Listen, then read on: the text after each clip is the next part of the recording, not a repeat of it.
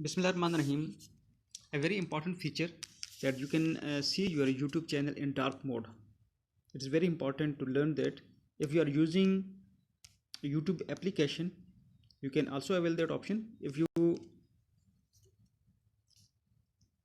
are using YouTube apps, it is very easy to select dark mode or white mode.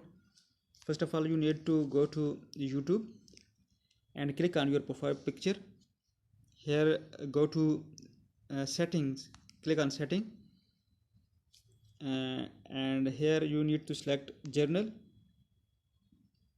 Select here dark theme, and you click on dark theme.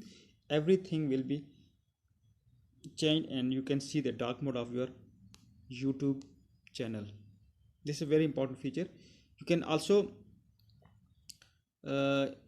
change this dark feed into white feed. Here you can see that this is your channel and you can see everything is now being seen in the dark mode. You can also change to white mode. Go to setting and here go to journal, uncheck dark theme. You can see that your YouTube videos are now will be available for you in the white scheme. If you are using White Studio, you can also change its mode from white to dark and dark to white. Turn on your White Studio application.